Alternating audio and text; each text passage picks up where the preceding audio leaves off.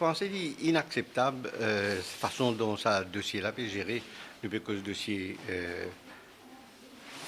fils qui besoin d'un enfant payé pour Skigno, School Certificate et puis HSC.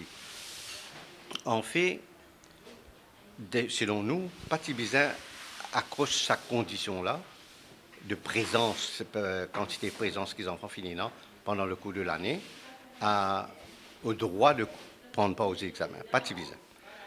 Parce qu'il y a plusieurs des autres stakeholders qui ont aussi responsabilité dans une classe qui vide quelques semaines, pour ne pas dire des mois, avant les examens. Le professeur aussi a une responsabilité. Si je trouve une classe intéressante, enfants, là, vous avez une école. L'école est une responsabilité. Les parents aussi, bien sûr.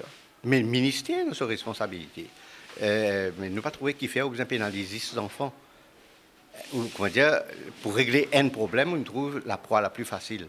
Là, comme ça, le MTM peut mettre nous du bout à l'autre côté pour dire qu'il pas seulement qu'il est inacceptable, mais aussi il est illégal. Il est illégal pourquoi? Parce que Cambridge il finit enregistré depuis beaucoup plus tôt dans le cours de l'année. Les enfants finissent inscrits au mois de mars-avril. Après, le ministère a un petit travail qui fait avec ça, avec MES. Et puis, ça à Cambridge, au mois de juillet, Cambridge, il finit gagner tout ce l'entrée, moi le dire, pour les enfants qui ne prennent pas pour ça de l'examen-là. Là, je tiens un timetable temporaire qui tout les enfants finissent gagner d'ailleurs. Et il y a bien une différence entre ce timetable temporaire-là et le vrai timetable final. D'ailleurs, je tiens à prendre ce timetable-là, mais je n'ai pas bien besoin de l'autre là. Parce qu'il finit inscrire eux pour ça l'examen. Et non, la finance met un stress, sa façon de faire là, fin fait les enfants croire que si les parents pas pouvaient payer parce qu'ils n'ont pas fini dans suffisamment présence, ben pour une catastrophe pour eux, ils n'ont pas le droit de composer l'examen. En fait, ça payer qui peut faire eux de payer là, c'est pas pour avoir le droit pour prendre pas aux examens ça, parce que le droit je ne finis gagner c'est pour gagner au timetable en main. Déjà, vous payez pour venir prendre un timetable dans la main pour connaître qui joue, qui côté pour composer. Ben, les autres stakeholders qui font pas gagner aucune action contre eux. Qui fait ou pas prendre une action contre un professeur qui n'est pas capable d'intéresser les enfants pour garder la classe ouverte jusqu'à très près de l'examen. Qui fait ou pas prendre action contre un inspecteur et un rectorat des écoles qui ont besoin de veiller, qui programme d'études, qui déroule d'une façon, à une vitesse telle que le programme n'a pas fini trop bonheur et qu'ils en prennent la peine pour faire une révision à cette heure. Donc, ce qu'ils m'ont proposé, et m'ont pensé, le gouvernement finit capituler parce qu'il ne change de date encore, une date butoir, il la met en octobre, et personne n'a pu comprendre qui fait le 20 octobre. Si utilisons la fin octobre, nous comprenons la fin. Mais c'est mon métier le 20 octobre, quand nous tout connaissons, presque tous en train de finir faire l'examen, et il y a un petit groupe qui n'est pas encore fini, ça veut dire que ce reste là vient pour ce petit groupe-là. Et il est inacceptable, ça. Incompréhensible, pas qu'à comprendre. Qui raisonnement derrière, quelle vision, quel raisonnement. Personne n'a pas réfléchi, nous l'impression, au sein du ministère de l'Éducation. Alors nous attendons que le gouvernement prenne une fois pour toutes, et faire ce mea culpa, dire à nos enfants, à nous apaise l'atmosphère de nos enfants, je tiens dans l'examen pour vous composer, je tiens dans la révision pour vous faire, ne pas permettre ce problème-là de la tête, nous pouvons ça après à composer l'examen tranquille, après tout le monde pour assis ensemble pour guetter pour l'année prochaine qui va un système qui est capable de servir.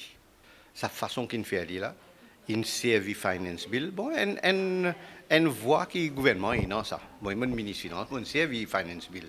Mais c'est pour faire un acte anti-socialiste comme ça, ben, c'est là aussi incompréhensible. Le PSSA acte finalement demandé pour tirer les représentants des travailleurs, professeurs et autres, et tirer les représentants des managers qui dirigent l'école privée depuis dans sa board PSSA. Alors que le directeur, qui est transparent, fait partie de la famille même du ministre, il est là. Et puis il dit à nous, parce qu'il y a conflit of interest. Mais dans le cas du directeur, il y a un conflit of interest là. Et ce qui est plus grave là-dedans, c'est que nous prônons que partout que représentant de travailleurs pas existé dans mon board, même dans mon board gouvernemental, semi-gouvernemental, et même dans mon board privé aussi, dans mon entreprise privée.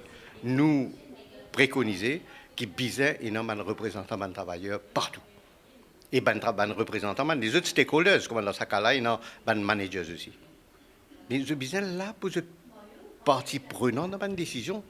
Pas venir dire nous qui dit conflit of interest, c'est là où vous pose la question, mais le gouvernement, son représentant, il n'est pas besoin de tout ça va de côté aller là.